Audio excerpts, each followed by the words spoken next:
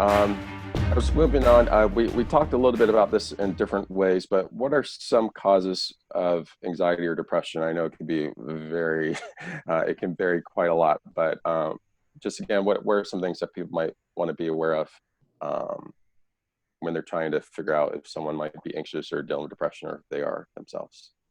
Um, who wants to take that one first? I mean, I can, I guess. Go for it. I, a lot of times it has to do with like literally things going on with chemicals in your brain, especially in depression, but in both. Um, and anxiety can oftentimes come and go and be more of a temporary thing than true depression, which tends to be more chronic. Um, but I'll start with anxiety because it's easier to talk about causes. There's so many. Pretty much every person who's alive deals with anxiety in their life. Like none of us are like, I've never had an anxious moment. Like I've never met anyone like that. Perhaps there is a monk someplace. But as we mentioned, like, even Jesus, I think when he's there praying in the garden, I believe he's experiencing severe anxiety about, all the tribulations that he knows are coming for him. And he has this distinct disadvantage in this case because the rest of us can distract ourselves and tell ourselves that we probably don't have the future predicted correctly. Like you mentioned, Derek, like the future we're worried about is highly unlikely to happen. Um, Good point. but if you know exactly what's going to happen and it's awful, then how do you not have that anxiety about that? Like that's really tough. Um, but for many of us, the main cause of anxiety is that fear of the perceived future, that thing that might happen to me, that existential dread of, um, what if society breaks down, right? Like which a lot of people are experiencing right now. What if this pandemic and this semi lockdown that many of us are experiencing goes on forever? Like what if all these things just happen and keep happening and keep getting worse? What if I get sick? All these terrible thoughts can make us feel a lot more anxious. The ways to deal with them are not intuitive. This is another time when it's like, don't believe everything you think, because a lot of times it'll feel like the thing that I want to do is just sit down and watch TV and eat junk food. Like your brain and your body literally has these chemicals that are given off when you're stressed from the fat cells in your body called cytokines. Um, and they make you want to eat junk food. They go, hey, eat carbs. We're stressed out. When we're stressed out, we're sending adrenaline to your body. Adrenaline needs immediate energy to work. So give us immediate fuel, give us carbs, give us junk food, give us chocolate. Yes, that all feels good. This is nice right now. And in the short term, you crave it, but in the long term, it makes the anxiety worse. All kinds of sugars make the anxiety worse. So can you actually eat healthy when all your body wants to do is eat junk food? That's tough. It's tough even when it's tough for me every day. I don't, even if I'm not anxious. Like, the other thing is, can you sleep enough? Anxiety oftentimes makes you not sleep enough. It keeps you awake at night. But as it keeps you awake at night, it can cycle into being worse anxiety and so on. Like one of the first treatments, a lot of psychiatrists will prescribe for people with anxiety is basically sleeping pills, like mild sleeping pills. And they'll say, yes, this will help with your anxiety. Take it before bed. And all it does in many of these cases is make you sleep. And just making you sleep will solve a lot of anxiety issues for people little by little. And it's not like one night of sleep, you'll feel all better if you're dealing with chronic anxiety.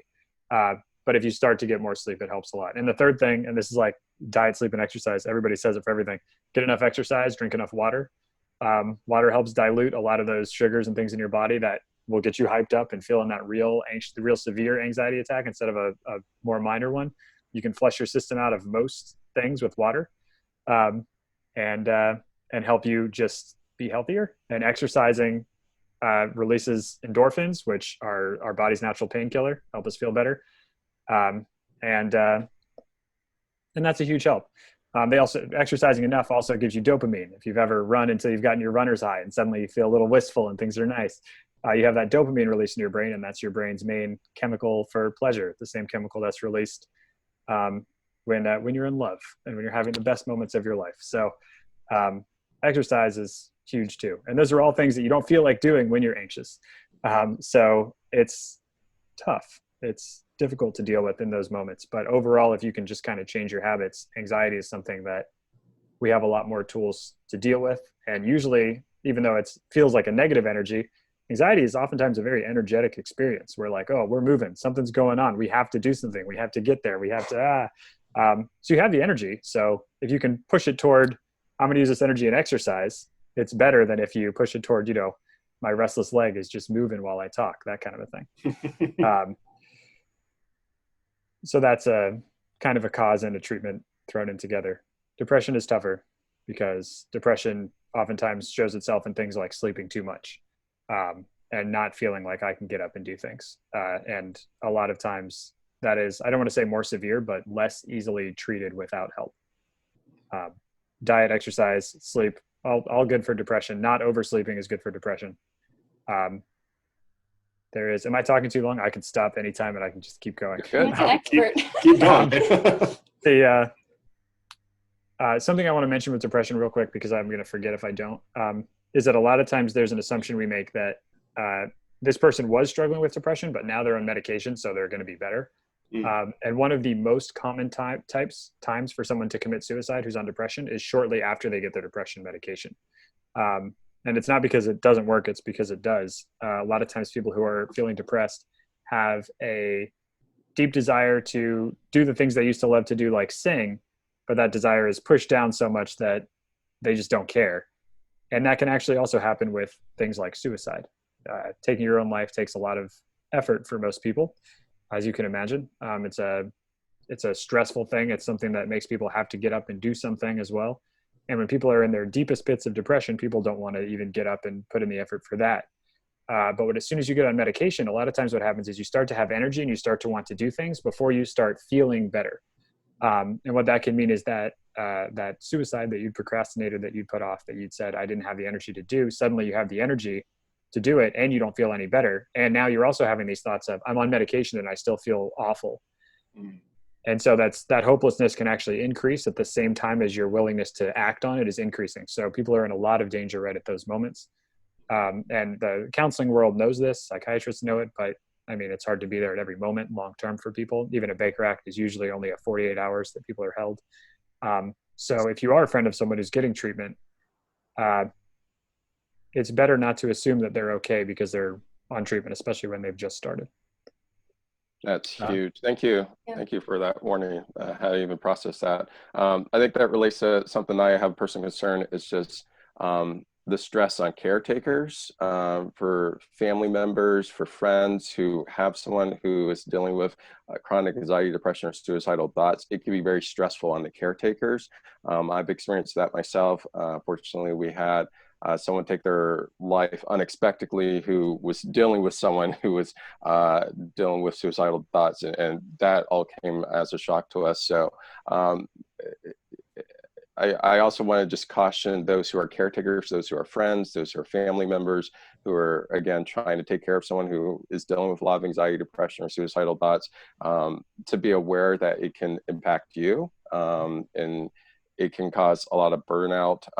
You can experience some of their trauma as well.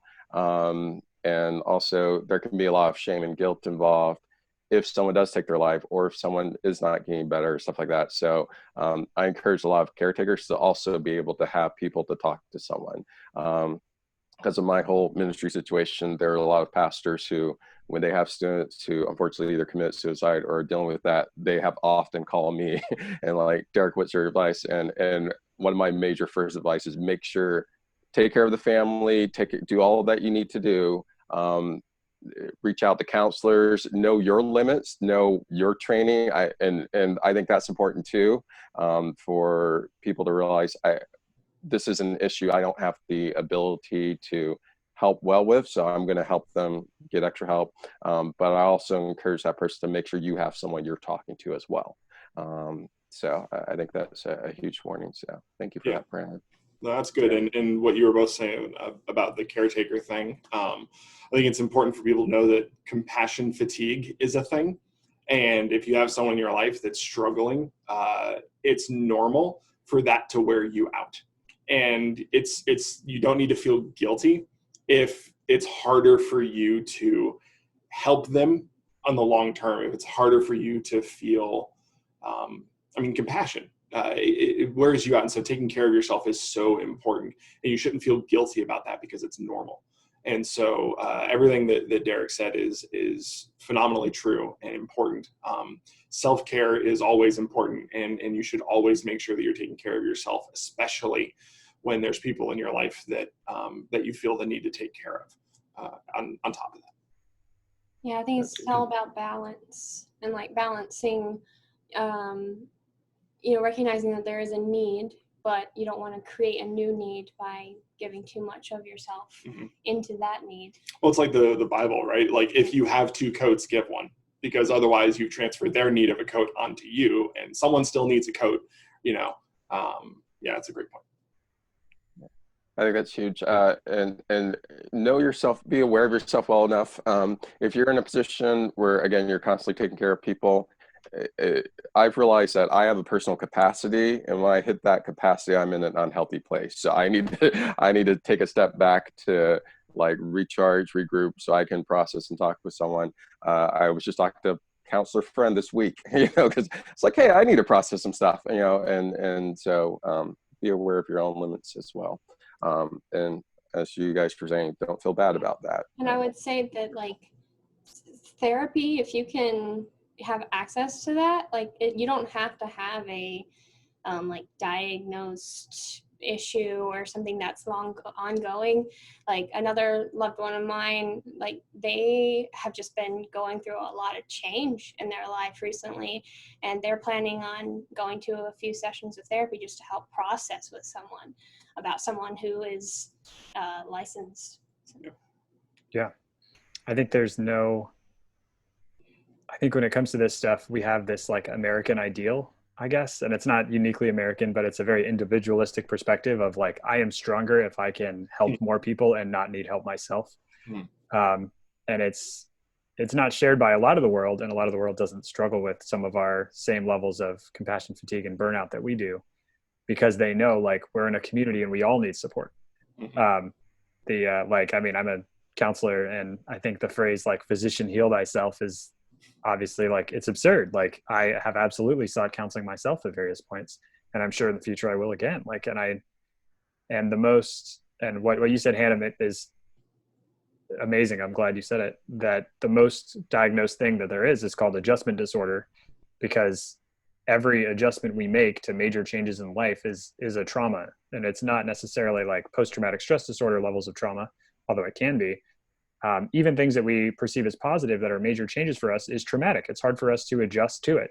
And if at any point we're under any other stress in addition to those major changes, even things that are good, like, getting married and moving, things that we want to do, changes our life dramatically. And we have to adjust to a whole new living situation, a partner that, we thought these several things about that turns out, it's not exactly what we expected. And that can cause anxiety and stress, and a new life in whatever way, even that can be stressful. Never mind all the negative things that can happen that cause change. So I don't think you need a diagnosis at all to seek help. Very cool. So we've been hitting this. We've been talking about some serious, heavy issues. So let's bring some hope into it. So just what we're talking about. What are some positive steps that you can do if you yourself are going through a dark time, or you feel like someone who is? So where are some things that we can do?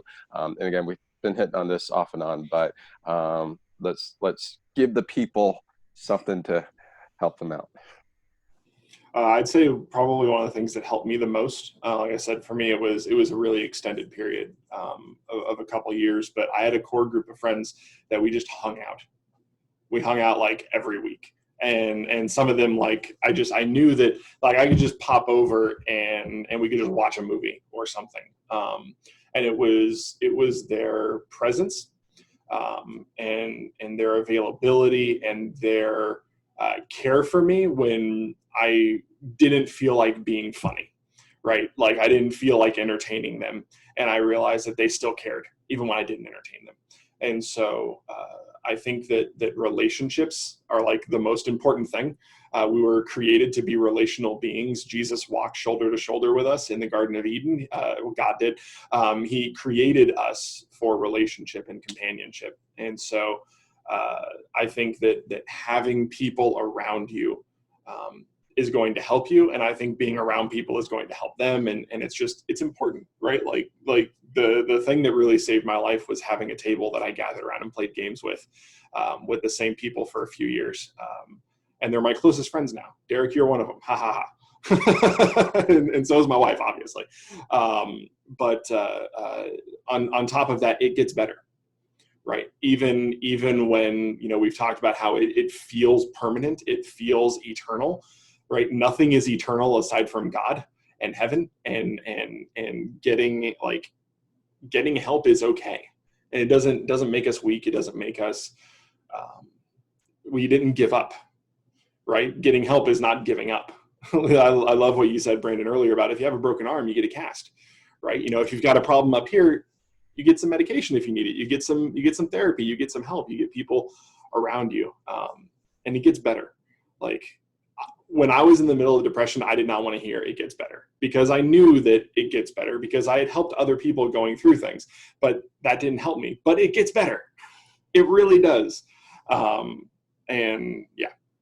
Yeah, I think to add to that example that you give about having those people around you, I'm blurry, having those people around you, and I think obviously it's not going to be easy to open up to a bunch of different people, but even having like a few close friends, part of that group that know kind of what you're going through, even if it's not in depth. Like for me, I really appreciated the fact that we had this group because not only did it bring normalcy to John and what he was going through, it's just sort of something that was dependable for him. He knew he could go and like play games and have fun, but it also sort of took some of the burden off of me. Like me being his wife, we have the closest relationship in that group and just in general, and the fact that he was able to also speak to these other people, a part of this group, and receive love and care from these other people in the group helped not just him but helped me as well. Yeah. Well, and the getting together and hanging out, it wasn't always, hey, let's get together, I'm really sad and I want to talk about it. Mm-hmm. As a matter of fact, it was almost never that. It was they knew what I was going through, but it so rarely came up because for me, at least, it didn't need to come up all the time. I just, like you said, I needed normalcy. I needed a good experience that reminded me that good experiences still existed. And so just having a few hours where we were playing a board game or D&D or something else, or hanging out and watching a TV show, sitting on the couch with a group of friends and just hanging out. Literally, that's one of the biggest and best things that happened to me during that time, was just having people that I could have fun with. Was it Sam Lice Gamgee who said, "There's still some good in this world, Frodo"? That's right. Yep. Everyone needs a Sam in their life, and I was extremely blessed to have a handful of them. For me, Sam is the breakout star of Lord of the Rings, but Yeah. He's the hero. He is. Yeah, Frodo gets messed up, Sam saves the day. Exactly. Several times. Yes. Brandon, what are some other things that we could do for someone who might be going through stuff? Yeah, sure. I think first of all, for all of us, whether you're going through it or helping someone with it or anything, we can be nicer to ourselves. A lot of the times the things we say to ourselves in our own mind and the standards we hold ourselves to day after day is so much higher than the standards we'd hold other people to, and the things we'd say to other people. So if you can pay attention to the things you're telling yourself and then ask yourself, like, would I say that to Derek or to John or to Hannah or whatever? And if the answer is clearly like, no, I definitely wouldn't say that to them, then like, why are you being a jerk to yourself? Like, be nice. And I think, broadly speaking, knowing that your best will not be the same every day. It's okay to have off days, and it's okay to like love yourself on those off days too. God still loves you no matter what kind of day you're having. And I think we forget that. And sometimes in the midst of our worst times, we're also the harshest to ourselves. We're like, gosh, you're feeling bad and you're screwing everything up. Like, what are you doing? Yep. And we don't need that kind of negativity coming from us in our own lives. So trying to work on that can be big. There's a couple of specific techniques that I think have been really, really helpful for people. The first thing, the basis for them is to stop believing those negative things that you're telling yourself, and to stop those feelings of not wanting to do anything from actually physically stopping you. So like, go do the things you don't feel like you want to do. Can you force yourself to sing? Can you find someone in your life who will hold you accountable to ask you, did you sing today? Did you get out of your house today? Which is rough in a time when many of us are in our house for health reasons to avoid getting this terrible plague. But did you do something? Did you exercise? Did you do whatever your 1 or 2 goals were today?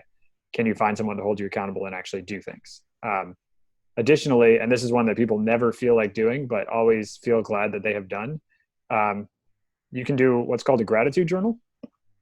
And the most effective way to make it work is before you go to bed at night, keep a little journal by your bed if you can. Physically writing it is the most helpful. If you are someone who really wants to type it, you can, but the act of physically writing it makes you think about what you're writing more. It's not just a single letter click. You have to write out the whole letter. And you write down 3 things that you're thankful for in the first day. First day you say like, I'm thankful that the sun came out today. I'm thankful, for my family, for my friends, for the sky, whatever. It doesn't matter what those things are as long as it's true and you're thankful for them. Then the next day, you remind yourself what you wrote yesterday about it, and you come up with 3 things that are different from what you wrote on that first day. And you keep doing that every night before you go to bed for 21 days. And by the 21st day, your brain will have created a new connection in it that is looking for things that are unique to be thankful for. And just that feeling is going to start getting your brain onto a different track, because the worse of a place we're in, the more anxious or depressed we are, the more our brain is looking for ways to justify those feelings. And it's looking for danger if you're anxious, and it's looking for things to be upset about or things to regret. A lot of our depression comes from things that have already gone by that we can't change. And we look to the past more to fuel our depression in a logical way, because we want to be logical, and depression and anxiety are not always logical. They almost never are. And so we try to find ways to say, how do I make this logical? Oh, I know. Yesterday was the worst, and I can think of 12 reasons why. So you're really combating that actively with those things. Now, with that said, I don't want anyone to think someone who, and this might be you listening or watching this, that if you're in this rough place, that these techniques are all you need, or that medication or seeking help is one option and this is another option. Really, the idea is to use it all together. I think everything we've said is good. And don't try to just do the smallest thing you can to make a change. Try to do the biggest thing you can and do it all, because it's worth that. You're worth that. And one more thing, this may not sound hopeful, but I hope that it is. About 5% of people who try to end their lives by jumping off a bridge survive. Has to do with the way the wind moves and some element of, randomness. But every single person who has survived that experience and been able to communicate afterwards has said that as soon as they jumped, they regretted it. So if anyone is in that state, the long-term solution is not the right one for you. So I hope you can call the hotline that I think we're about to share the information of. And that's great. I actually watched a short documentary about that very topic that you shared there at the end. And there were a few people on there who had survived jumping off a bridge, and they said that, and they shared that they had been in groups with other survivors, and all of them, like you said the exact same thing. The second their feet left the bridge, they thought, what have I done? Just immediate regret. And there were a couple things that you said that I wanted to touch on. First of all, I feel bad I started this whole thing and I didn't mention this. We all agree that prayer is the first and best and most important. You should definitely do prayer. Going back again to what we said early on, if you break your arm, you don't just pray for it, right? You pray for it and you do other stuff too. And prayer is powerful.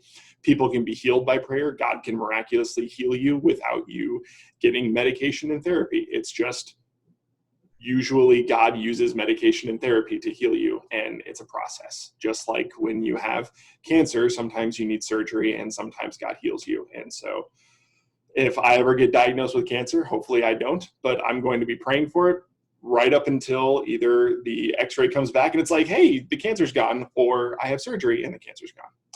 So prayer is extremely important. We believe that God can also use doctors, right?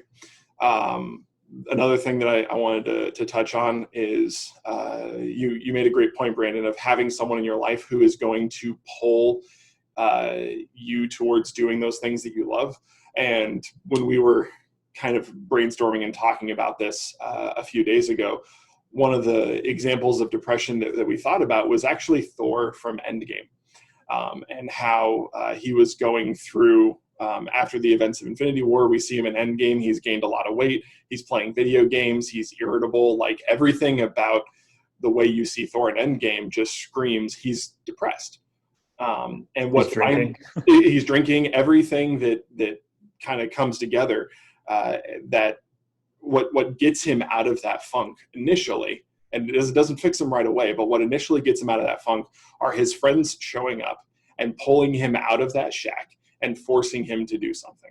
I mean, not forcing, you know what I mean? And that's important, is having someone who's like, no, you need to do this. You love doing this. Let's go. We're going to do this. Because Thor didn't want to do it, right? I didn't want to do A, B, C, D, but I had friends who urged me and pushed me on, and that can be really valuable. Well, and isn't there a point in Endgame, I think I'm remembering this correctly, where Hulk is one of the biggest people who have influenced Thor during that time, of like encouraging him to get back into fighting Thanos. And he says something to the effect that, like, in the movie Ragnarok, you know, Thor was there for him when he was like just escaping all of his mistakes by just always staying as Hulk. And the fact that Thor was there for him, he wanted to repay that and also help Thor out during his time of need. And so it's, I think, important to remember that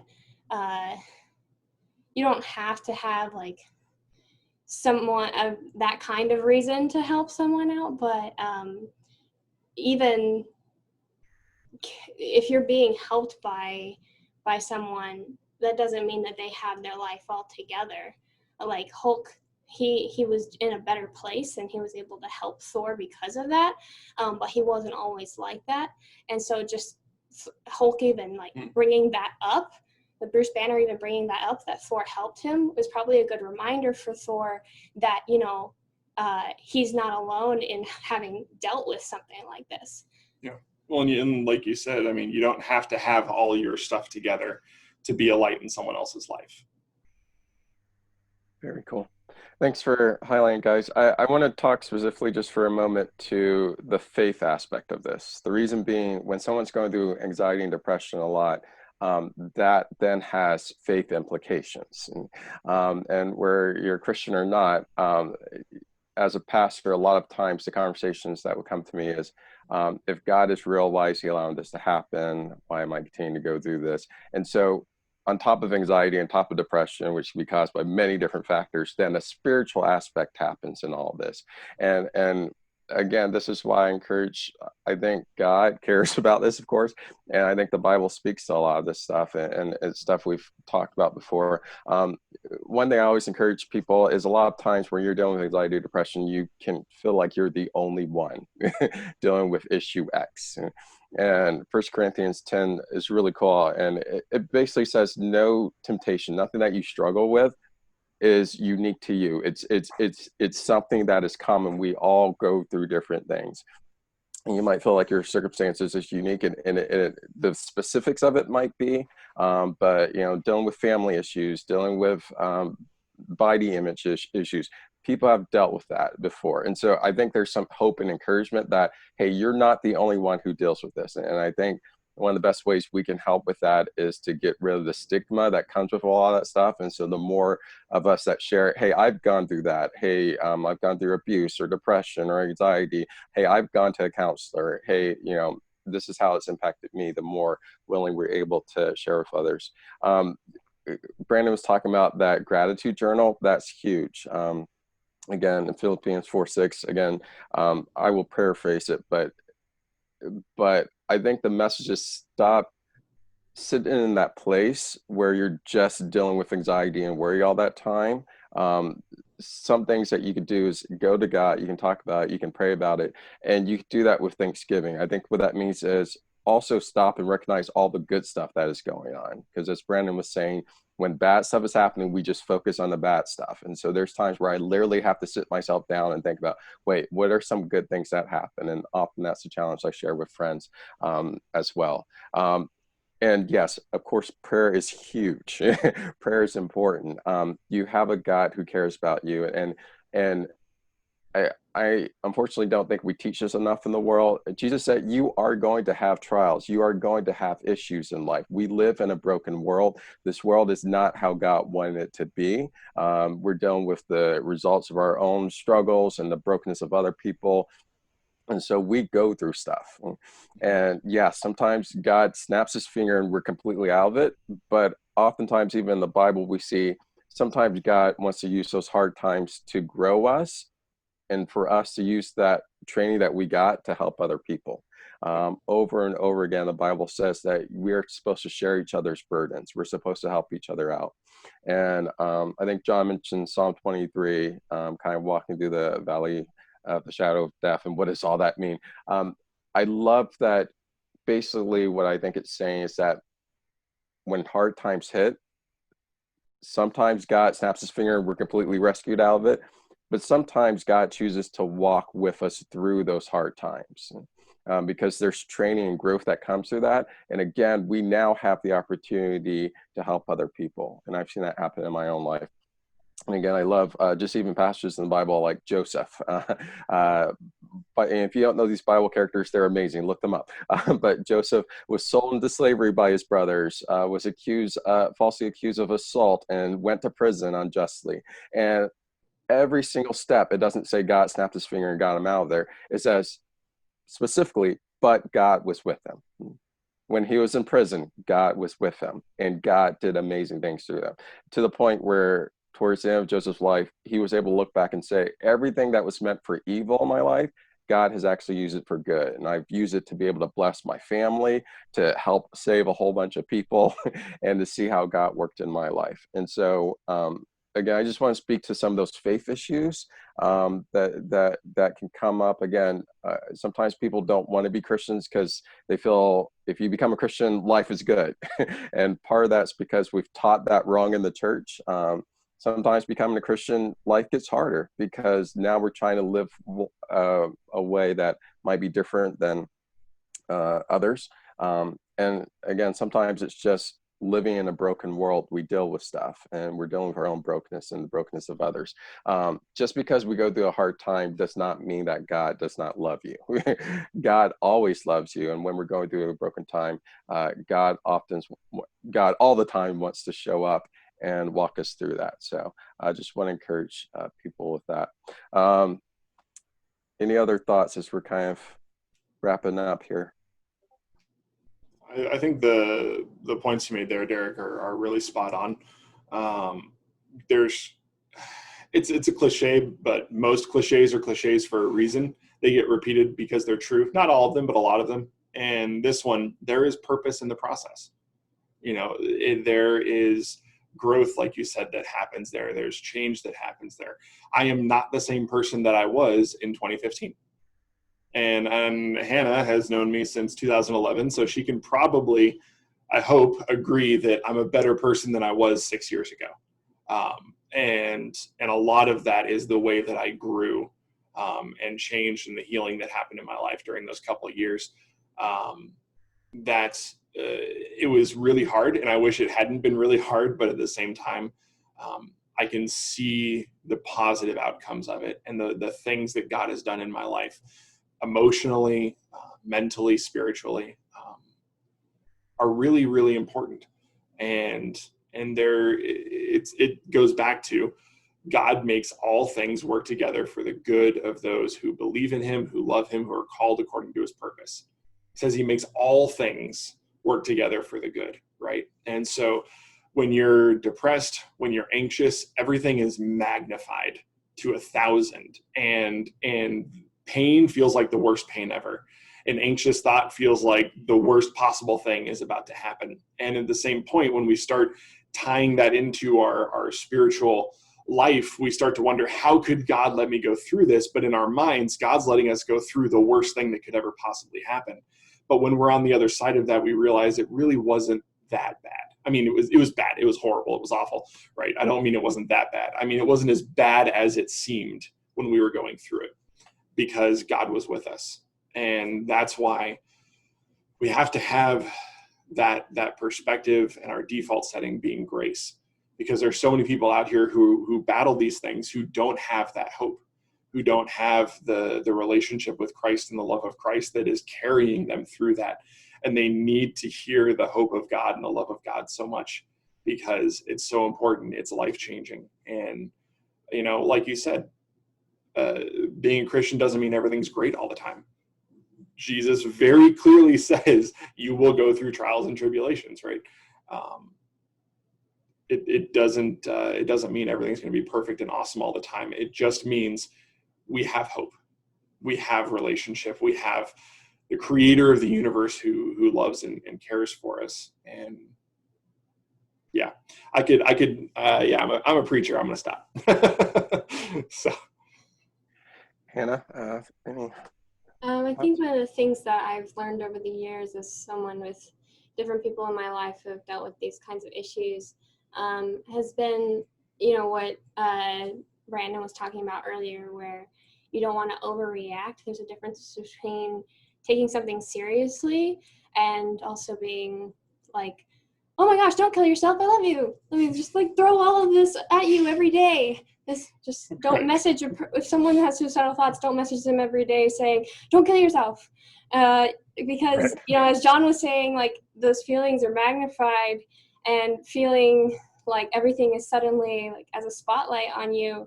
A, it's not going to come across as genuine, and B, it's going to make you feel even more like something's wrong with you. And I think the normalcy, the consistency, being genuine and having grace for the things that they're going through is really key, and that's the way you can respond very seriously.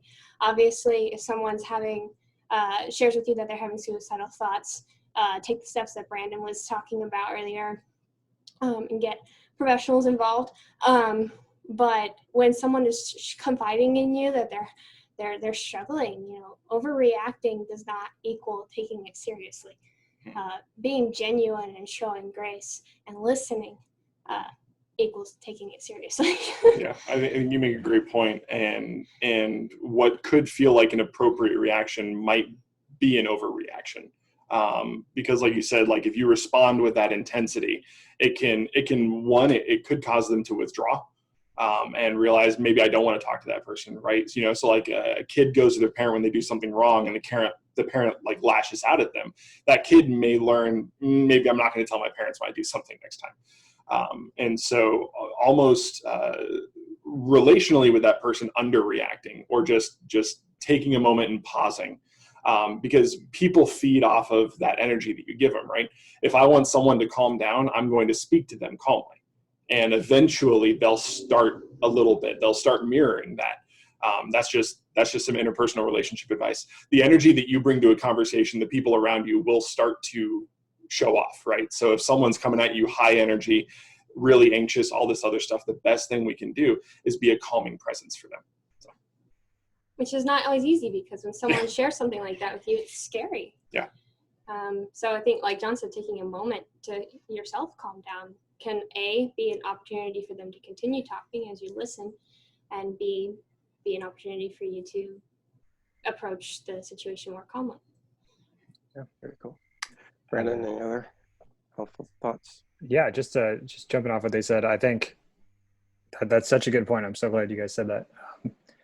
I think it is easy to accidentally make it feel like it's about us when somebody tells us something that's dramatic, and we're like, no, like, Derek, don't say that. You're my best friend. Like I need you here. Like, and just react in that like personal, like, oh no, that's a big deal to me way. And to accidentally make it feel like it's about us, even if we're not saying those words. And to also accidentally justify their belief that what they're going through is too heavy for you. Like I think John said, it's like I can't remember who said it first. It's something about it being like a big weight and feeling like it's a burden to share. You're going to put a burden on someone else to share it with them. And so the bigger of a deal we make it in that moment with our actions and our dramatic response, especially, the more they are justified in their belief that this is too big of a burden for someone else. I'm not going to go tell this next person I was going to tell. I'm not going to seek more help. I'm not going to talk to you about it again. And that person who already is tempted to withdraw into themselves can justify that belief. So I don't want to say underreact in your words, like take it seriously with your words and your actions, but with your demeanor, the more calmly you can respond to it, the better, which I think you all said better than I did anyway. But that's awesome. I mean, it's good hearing from the professional anyway.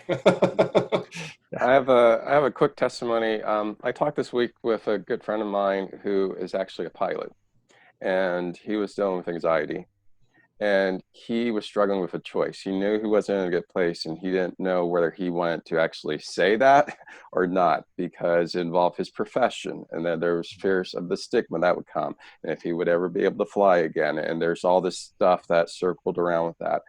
And I was chatting with him, and he said he knows some people who are pilots who go through that, and they choose to self-medicate because where's alcohol or whatever, because they're worried about all the stuff that might come with admitting, hey, I'm not in a good place, and what does that look like? But my friend decided to do it the quote unquote right way, is what he kept saying. And so he told his supervisor, he told his company, hey, not feeling well, I need to go seek some help. And so he went and did that. They did take him off from flying for safety reasons, and he even understood that, but he had to go through some evaluations. He ended up with what he called a 3-pronged approach. One was talking with a counselor, so that was ongoing. He then had to make a choice of medication, where he wanted to do that or not. And he says medication may not be the right thing for everybody, but it was helpful for him. So they put him on some medication that you can get even over the counter. So he had to be evaluated for that. And then he said him and his wife decided at that point to go back to church because they knew they needed community, and he wanted to ask some questions of his faith. And that whole process brought him to a point where now he's doing super well. He grew in his faith, grew in his relationships. And I'll just talk to him this week because he was excited because he's passed all of his evaluations and he's now cleared to fly again. And he even took his experience, and he's now talking to other pilots and to the airline industry about encouraging more people to, when they're dealing with mental health issues, to actually be able to come and say it. Because even worse than, possibly a pilot dealing with mental health issues is the pilot who's dealing with mental health issues who feels he can't share that with anyone because he's worried about his career or whatever. And there might be other people who are in careers who feel that same way, or just as we're talking about, just ordinary people or teenagers who feel they don't want to be a burden, so they keep all this stuff inside, and that could be dangerous. And so my friend shared, that was his experience. Other people's experience might be a little different, but he's so glad that he decided to go and seek help. And so I think today what we're just encouraging people is, again, if you know that you're going through a rough time and things aren't right, or if you know someone else is, please talk to someone. Look for help. And if you feel the first person you talk to doesn't react well or doesn't give you the help you need, go to the next source. Keep going. We're giving you kind of all the above approach. And again, there might be a bunch of different things or different treatments that might be best. Sometimes it just might be an issue that you just need to talk with someone. Sometimes it might be someone you need to have ongoing counseling for. Whatever it is, we encourage you guys to do that. And just want to end real fast as well, for me, just with a quick saying that when I'm talking to young people, I usually share this story, and it's good to me. Growing up, I used to write a lot of songs, and I wrote one song that I call Midnight. And the reason I called it that was because a lot of times if you ask someone what is their favorite part of the day, they might say dawn or daybreak because it's very inspirational. For me, it was always midnight because I'm kind of a night owl, so I'm usually up anyway. And I'm there with Eric. A lot of my geeky and gamer friends are right there with me. But I've always loved this concept of midnight because at midnight, if you walk outside, in most places of the world, not all, it's usually still dark outside. And you might feel like you're still trapped into the junk that you were in. But at midnight, you've technically reached a brand new day. And if you hold on for a few more hours, you will see the daylight. And so I always encourage everyone who's going through a hard time, hold on, you have a God who cares about you. So whatever you're going through, stop, pray, talk to him, and go ask for help. That's biblical. And because that God cares about you, and he wants to make sure that you are doing well, and that you take all that experience and also help other people along the way as well. Any other last thoughts before we end today? You saw how cool Brandon is, so don't be afraid to go seek help because they're really cool and easy to talk to. There you go. You kind. Yeah, thank you, Brandon, so much for being here with us. Really, really appreciate the perspective and the knowledge that you bring. I'm happy to do it. Thank you. Yeah. Everyone else, great job. Super proud of you. You guys stuck to the script. I'm kidding. This is the script. We end every episode by me telling you that we love you and God loves you. And I want you to know that that's true. And you might think it's weird that people who don't know you possibly say that they love you, but the Bible says that I'm supposed to love you. So whether I know you or not, I already love you, and it's genuine. You're awesome. Truly, there are people who love you. God loves you. And we'll see you next time. Thank you for tuning in.